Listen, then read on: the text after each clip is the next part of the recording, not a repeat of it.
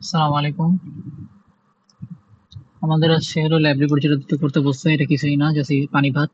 Mainly হলো আমাদের একটা ওয়েবসাইট ডিজাইন করতে হবে। ওয়েবসাইটের ভিতরে একটা হলো জায়গা থাকে, এটা এয়ারফিল্ড, এটার মধ্যে কোনো সাবস্ট্রেট আমরা দিব না বলছে। আর মেইনলি হলো নর্মালি যে এলিমেন্ট ইউজ করতে বলছে এই 10 GHz করা লাগে, এটা আসলে আমরা কোনো কাহিনী দরকার নাই। এখন যেহেতু এটা সার্কুলার ওয়েবগাইড বা সিলিন্ড্রিক্যাল ওয়েবগাইড যেটা করা হয়, সিলিন্ড্রিক্যাল ওয়েবগাইডে যে মোড গুলা থাকে সেটা নর্মালি হলো মানে যে এক্সএমএল মানে বিভিন্ন মোডে কাজ করতে পারে।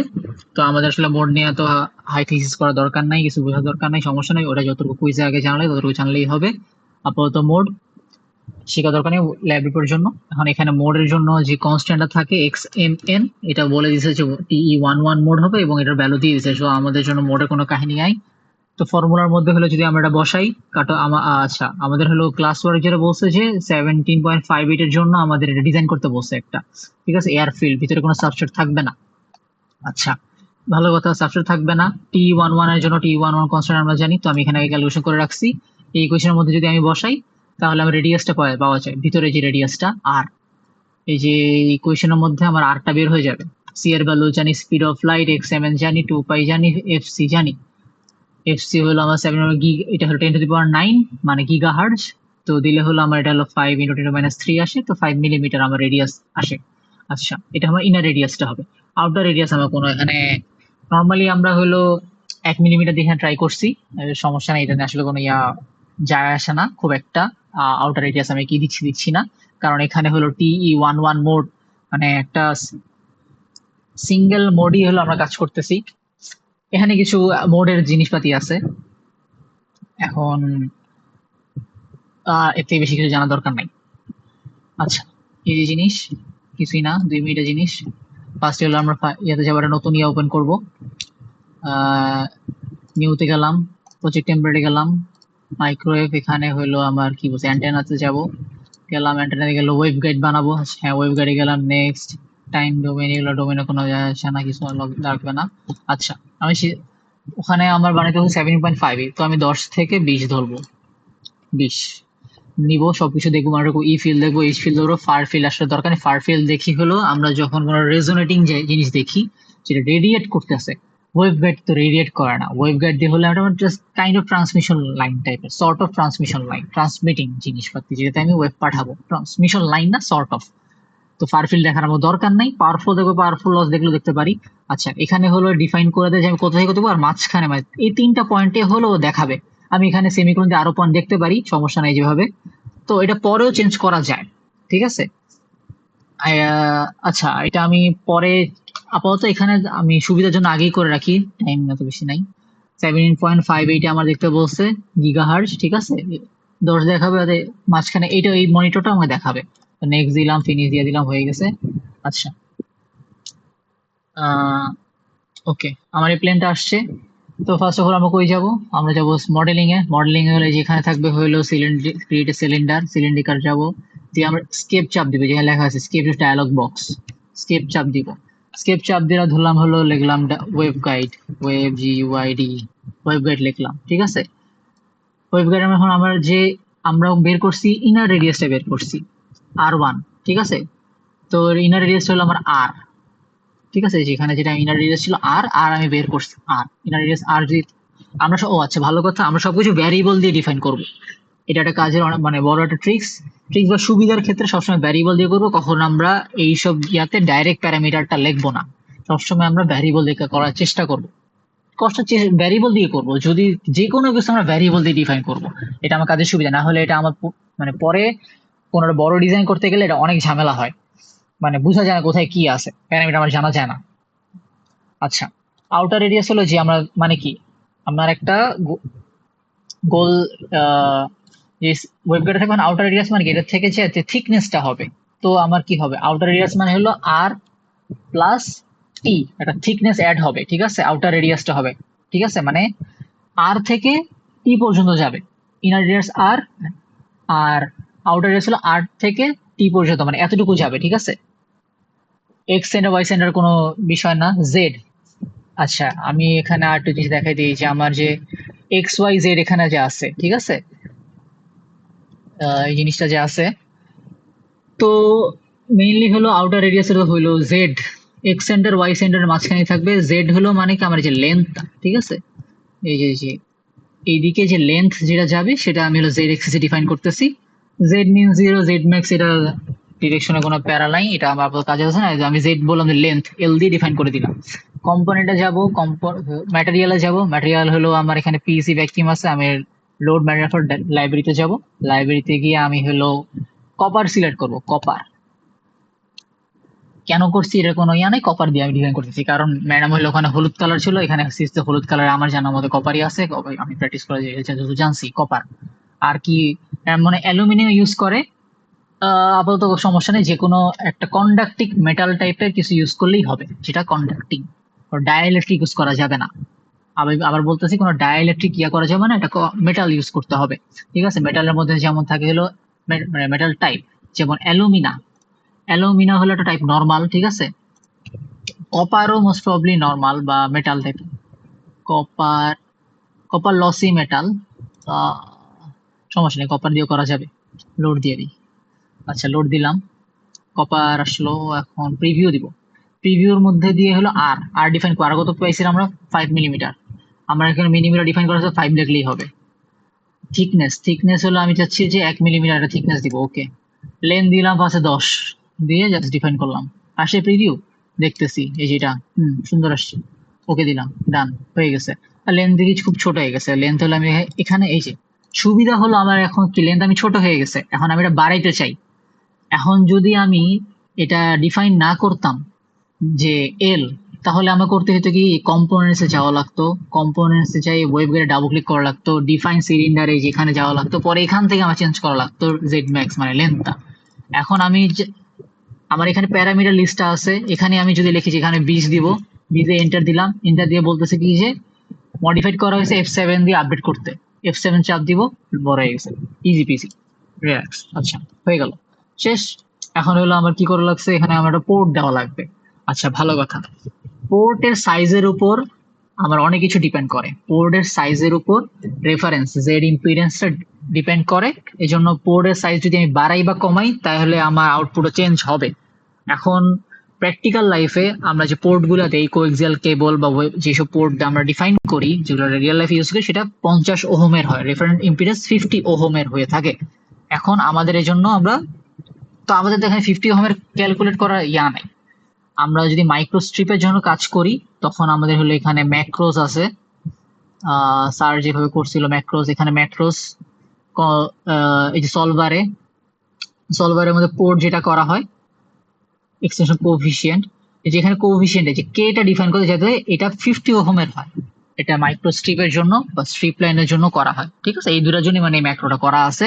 তো আমার হলো এখানে 50 ওহমের তো আমার ফিট দেওয়া লাগবে, 50 আমি কেমনে দিব? আচ্ছা, সেটা আমার চিন্তার বিষয় না। এখন আমি হলো এফ চাপ দিব। এফ চাপ দিলে ফেস সিলেক্ট করে, তো আমি এই ফেসটা সিলেক্ট করলাম। সিলেক্ট করে হলো সিমুলেশনে যাব, কি দিব, একটা ওয়েব গাইড পোর্ট দিব, ওয়েব গাইডে দিলাম। দেওয়ার পরে যা আসছে আমার দেখার কিছু দরকার নাই। পজিটিভ নেগেটিভ, আচ্ছা পজিটিভ নেগেটিভ দেখার বিষয় আছে। আমার ডাইরেকশন প্রপাগেশন, প্রপাগেশনটা হলো এই যে বেগুনি কালারটা, ঠিক আছে, কোন দিকে যাচ্ছে, ভিতরের দিকে, ঠিক আছে, পজিটিভ দিকে, ঠিক আছে। নেগেটিভ থাকলে দেখো উল্টা দিকে যাচ্ছে, ঠিক আছে, দেখছেন উল্টা দিকে যাচ্ছে। তো আমরা এটা নিব না, ভুল হবে অবশ্যই। আমি তো ভিতর দিকে পাঠাতে যাচ্ছি, আমি বাইরে পাঠাতে দরকার আছে। আচ্ছা, তাহলে আমার এইটা করে দেখে নিতে হবে খালি, আর তেমন কিছু দেখা দরকার নেই। ইউজ পিক্স থাকবে, সবকিছু থাকবে, নাম 1, ওকে দিলাম, ঠিক আছে, ডান, পোর্ট ডিফাইন হয়ে গেল। আচ্ছা, এখন আমার কথা হলো, আমি বলছিলাম যেটা 50 ওহমের জন্য করতে হবে। 50 ওহমের জন্য আমার করতে হবে কি, যখন আমি সিমুলেশন দিব, সিমুলেশনের মধ্যে সেটআপ সলভার যেটা আছে সিমুলেশনের মধ্যে থাকে, অনেক সময় হোমের মধ্যেও থাকে, ঠিক আছে, এটাকে ক্লিক করবেন। এই যে নিচে স্ক্রল ডাউনে করবেন না, টাইম ডোমেন সলভারে যেখানে আছে এটা মাঝখানে ক্লিক করবেন, করলে দেখবে যে এখানে এস প্যারামিটার এই নরমালাইজ টু ফিক্সড ইম্পিডেন্স, ঠিক আছে, নরমাল 50 ওহমের জন্য ও এটা ক্যালকুলেট করবে। ঠিক আছে, এটা করে দেন, অ্যাপ্লাই দিলাম, অ্যাপ্লাই দিয়ে স্টার্ট এখন দেওয়া দরকার নেই। ওকে, আচ্ছা, আর কিছু বলার আছে? আচ্ছা, ভালো কথা, লেন্থ আমার এখনো মনে হচ্ছে কম হয়ে গেছে, কারণ আমি হলো ওই যে জেড ডাইরেকশন প্রপাগেশনটা দেখবো, এটা আমি আরো দিই 50 দিই, 50 দিয়ে আপডেট করি। ওকে, ইটস লুকস গুড। এখন যত লম্বা আছে, তো বেশি লম্বা হয়ে গেছে, 40 দিই। আচ্ছা, ঠিক আছে, ওকে, হইলো। হওয়ার পরে এখন হলো আমি হলো স্টার্ট সিমুলেশন দিতে পারি, টিএস আমরা স্টার্টও দিতে পারি, এখানে স্টার্ট দিলাম। আচ্ছা এখন দেখি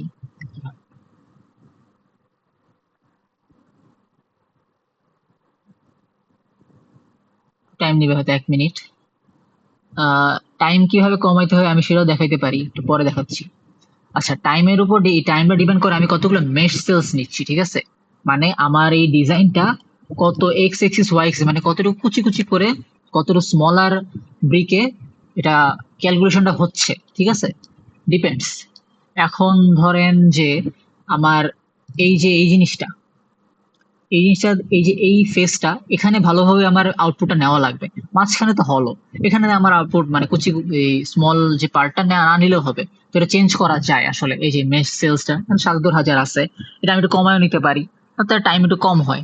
তারপরে আরো কিছু আছে এক্সট্রা, যে গ্লোবাল প্যারামিটারসে গেলে এখানে এই যে গ্লোবাল প্যারামিটারসে এখানে মেশ সেলসটা চেঞ্জ করা যায়, এটা কমায় এগুলো ২০ ১৫ আছে, এগুলো যদি আমি কমাই তাহলে মেশিংটা কমে যায়, কমলে হলো আমার টাইম ভালো আসে। কিন্তু বাট এখানে রেজাল্টের একটু তারতম্য হয়, এখানে খুব একটা রেজাল্ট মানে মডারেটের রেজাল্ট আসে, এটা অ্যাপ্রক্স রেজাল্ট আসে। এখন এটা আসলে আমরা চেক করি, যদি আমার ফার্স্টে হলো এটা মেশিনটা কমায় দেখে চেক করি যে হ্যাঁ আমার S11 মানে আমার রেজোনেটিং ফ্রিকোয়েন্সি ঠিক আছে কিনা। যদি ঠিক থাকে তখন আমি মেশিন বাড়ায় দিই, একদম ভালো কুচি কুচি করে দেখি, একদম ফুল যাতে একদম পুরা নিয়ার ঠিকঠাক ভাবে সবকিছু হয়, সিমুলেট হয়, এই জন্য যখন মেশিনটা বাড়ায় তখন ফাইনাল রান দেই। আচ্ছা এটা এখন আমাদের দেখা দরকার নাই, এখন সবকিছু রান হয়ে গেছে। এখন আমরা দেখবো হলো S11 বলছে ম্যাম দেখতে, S11 প্যারামিটার দেখতে বলছে। S11 প্যারামিটার আসছে হলো এরকম। আচ্ছা আসুক, সমস্যা নাই। S11 আসছে, এরপরে দেখতে বলছে রেফারেন্স ইম্পেডেন্স। আচ্ছা আমাদের কি কি দেখতে বলছে?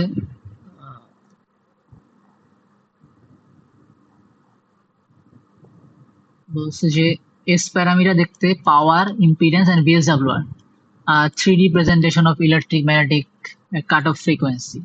আচ্ছা এস প্যারামিটার দেখতে বলছে, এস প্যারামিটার দেখলাম। এস প্যারামিটার এখানে আসছে, এটার মানে কি? এরা হলো স্ক্যাটারিং ম্যাট্রিক্স। এটার এখন যদি বুঝে দিই তাহলে আরেক টাইম হয়ে যাবে, এটা দরকার নেই বুঝার, আসলে যা আছে তাই। রেফারেন্স ইম্পিডেন্স 50 ওহম, সুন্দর 50 ওহমই আছে, এটাই থাকা উচিত আসলে আমার ইয়ার জন্য, কারণ আমি হলো 50 ওহমের জন্য ফিটটা দিছি।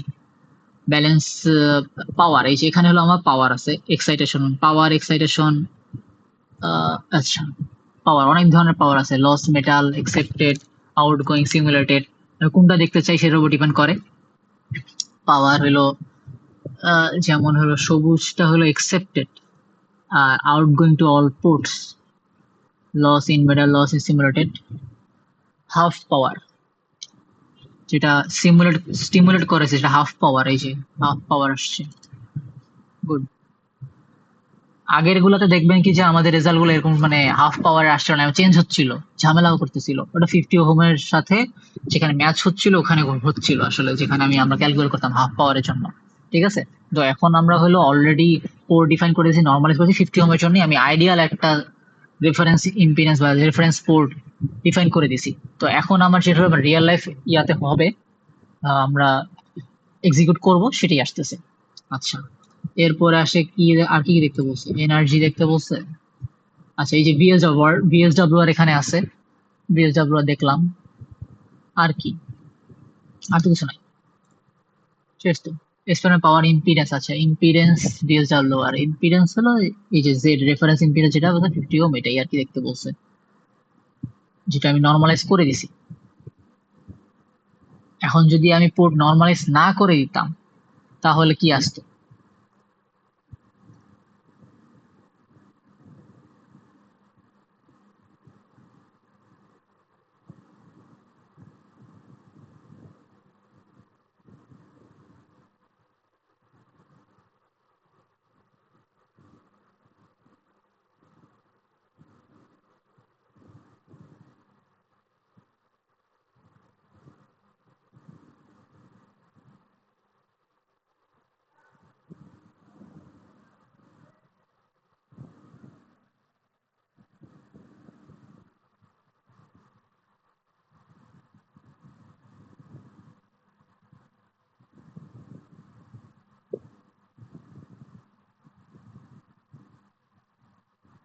এই যে আমি 50 ওহম এখানে এসে স্পাইক করছে, মানে 0 0 0, এখানে অনেক বেশি ইম্পিডেন্স পাইছে, আবার এখানে চলে যাচ্ছে। আসলে আমার 50 ওহমে আসা উচিত ছিল। সব এখন S11 পুরা অনেক কিছু চেঞ্জ হয়ে গেছে।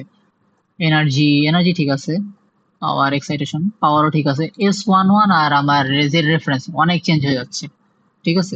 তো আমার পোর্টের উপর অনেক S1 আর রেফারেন্স ইমেজ অনেক কিছু চেঞ্জ করে। তো নর্মালি হলো আইডিয়ালি আমাদের উচিত যদি আমরা কখনো পোর্ট ডিফাইন করি আসলে আমাদের বলে দেওয়া যে আমরা হলো 50 ওহমই রিয়েল লাইফ সিমুলেশনটাই করতেছি, ঠিক আছে। কারণ পোর্টের সাইজের উপর আমি সবকিছু করব না।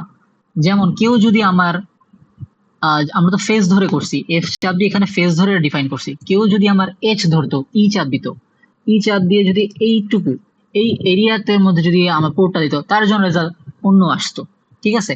আবার কেউ যদি ক্লিয়ার পিক দিলাম ই ধরে এই আউটার পোর্টটা ধরতো তাহলে আরেক ধরনের রেজাল্ট আসতো।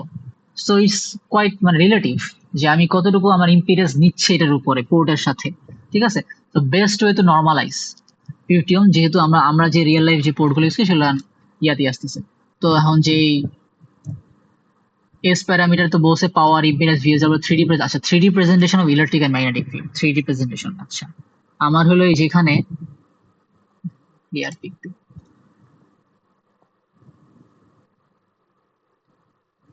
ফিল্ড মনিটরস গেলে আমার ই ফিল্ড আর এইচ ফিল্ড দেখতে পারবো। এখন আমরা ই ফিল্ড দেখবো হলো আমরা 17.5 এর দেখেছিলাম ই। ই যাব ভিউতে গেলে ইতে ডাবল ক্লিক করব। আচ্ছা ডাবল ক্লিক করতে কিছু না এখানে।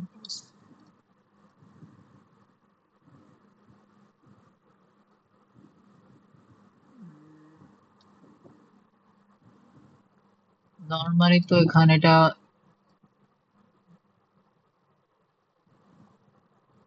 2D 3D, আচ্ছা সরি 2D 3 রেজাল্টে যাব, ই ফিল্ডে যাব।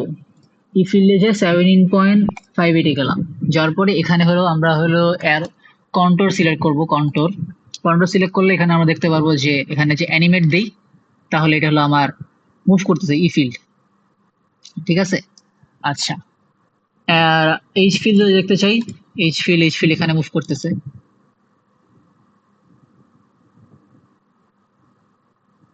ভিতরে এই যেখানে দেখতে পারতেছি আমরা এইচ ফিল্ড কি হয়ে যাচ্ছে, ই ফিল্ড কি হয়ে যাচ্ছে, এই তো এটাই আর কি।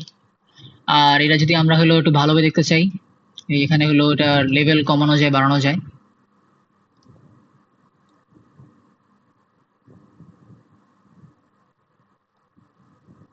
বিবি